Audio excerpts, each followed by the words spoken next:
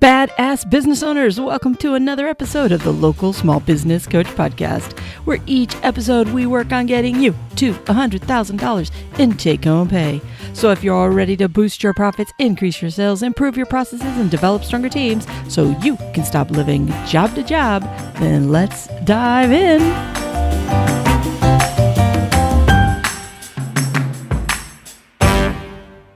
Hey, badass business owners. I was going to say something else and I had to catch myself. That's too funny. Listen, it's Thursday, which means it's Know Your Numbers. I think I'm going to dedicate all Thursdays to this. If I can do this, I need to sit down and come up with like 52 numbers things so I can always make sure I have something to talk about because there's so much to do with numbers. And I know it's something that really resonates with you guys. So, I already told you in the last episode how crazy busy, so it is on my agenda, so bear with me. I also want to apologize. I know I haven't had any videos for the last couple of weeks, and it's just because of being crazy busy. And to me, I had to prioritize what's important, and what's important, obviously, is taking care of my regular business and those customers and clients because they pay the bills. And then, obviously, I want to make sure that I have time for those of you that have reached out to me that from a coaching standpoint. So I kind of prioritizing my craziness to kind of tie into the last episode a little bit. So the videos will be back and I will be making more of them. And I am going to stick to this Thursday Know Your Numbers series so that we can continue to dive into your business so we can make the numbers make more sense to you. So just bear with me as we kind of work our way out through the kinks of the next couple of weeks, because I really do love this. So today, what I want to talk about has to do with your numbers. And it's something that I think a lot of people don't realize they really want to do. I've looked at a few of your guys' P&Ls recently where you've kind of pulled them up and sent them to me.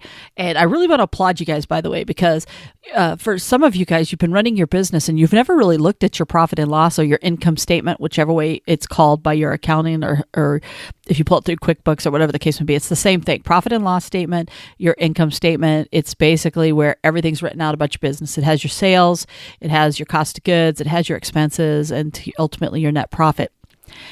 For some of you guys have looked at it maybe once a year, and when your accountant gives it to you, and then you file it in some drawer and move on. So you've really been taking the time to try to dive into that. So a lot of these episodes are going to be dedicated to the profit and loss of the income statement, and you really understanding that document. Because I'm telling you, and I've had the episode a few weeks ago where I talked about the fact that it is probably by far the most important report you have about your business. So you need to be all over this profit and loss statement. You need to be looking at it on a monthly basis, not just a yearly basis. It's going to have some key information about your business that you need to really make sure that you understand from a profitability standpoint if that's ultimately your goal. Because your goal isn't to create as many sales as possible. Your goal is to increase your profits year after year, month after month. That's what your goal is.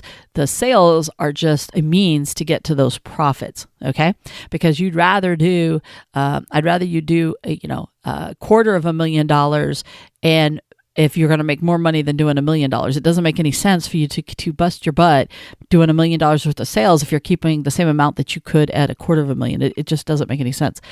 So with that said, what I wanted to talk about is I want to take, we're going to break down the profit and loss into different sections and what you should be doing with that. So today, what I want to talk about is the very top. The very top of your profit and loss has to do with sales or revenue. It depends on which way it's called. Same thing. It's the amount of money that's coming in, right? So on your profit and loss statement, when you look at it, usually you're going to see a couple different things. It's going to say your total sales of what you brought in. It might say discounts, things that you've given away. Some of you guys track it that way, some of you don't. But at the end of the day, it's your total sales revenue that you brought in. Now, what I want you to do with this is, like I said, I've been looking at several of them, and the way that they're presented back to you is very plain and generic. It just says sales $250,000 or $100,000 or $50,000 or $5,000. It doesn't really matter what that number is. I mean, it does, but it doesn't. But whatever that number is, but here's the problem that I'm not seeing. And I am a fan that numbers are powered. Numbers are knowledge. Knowledge brings you more ability to, a better ability to make more money, right? All right. Not all sales are created equal. Also, not everything that you do contributes more to the bottom line. So one of the challenges that I want to give you is I want to make sure that you guys are looking at your P&L, your income statement, and finding out how you can break that down even further. How can you get that into categories? So for example, you don't have to do it this way, but to me, it's going to help you. What you want to do is where are those sales coming from? How much of it, and I'm just going to use the ice cream shop because I think gives a great example. I had it broken down to where I knew how much of my sales came in through cups and cones. I knew how much came in through drinks. I knew how much came in through cakes. I knew how much came in through, I could break it down even further if I wanted into sundaes. I could break it down into different categories. So I want you to think about your particular business. So for example, even in the real estate business, at minimum, I can break it down into two, right? How much income came in through buyers, how much people came in through sellers. So take your business and how can you break that down? If I'm a landscaper, I can break that down. If I'm a pool person, I can break that down. I can break it down into weekly just maintenance, cleaning. I can break it down into repairs. I can break it down into, how much of the business is from winter visitors versus current. I mean, you can break down sales so many different ways.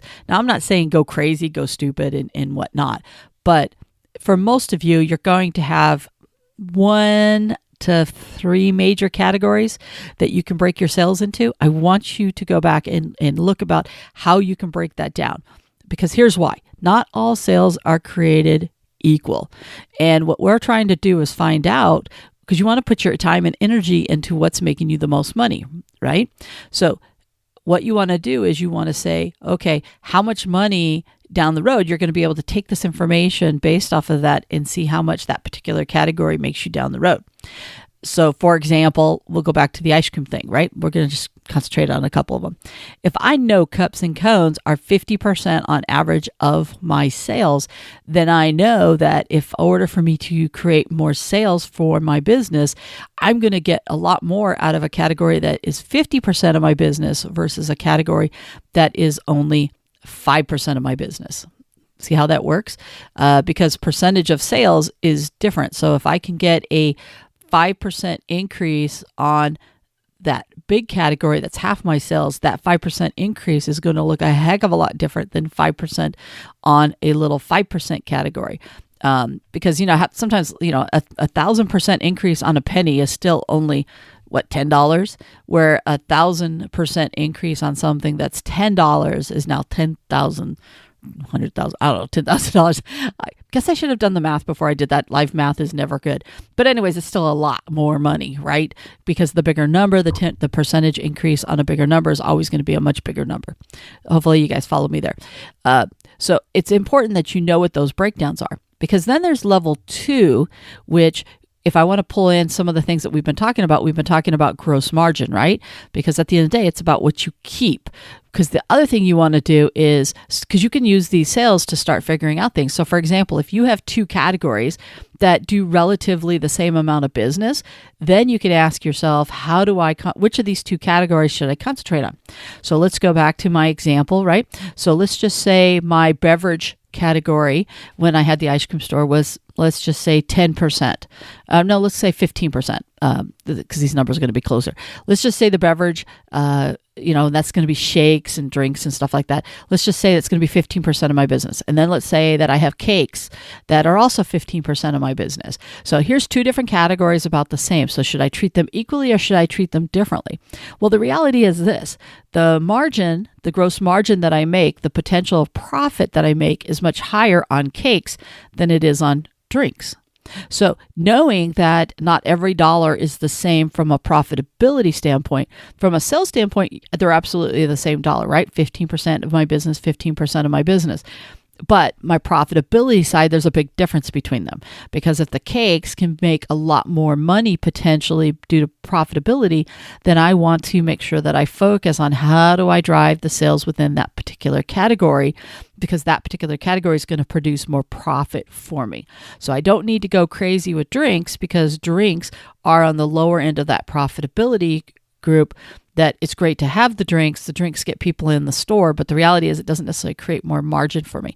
I'm hoping that's making some sense to you, because you want that breakdown of those categories within your business. So, for example, you know already that not all jobs are created equal within your business. And it could be just because of the pure dollars that you make, the pure profit that you make. It could be the fact that, for example, a plumber is going to make a lot more profitability on installing one water heater than going through an entire house and spending hours doing a bunch of little jobs like changing valves and everything else. Let's just say the profitability percentage is similar, but if you think about it, you can do one job within 2 hours and make X amount versus running around those same 2 hours doing a bunch of little things.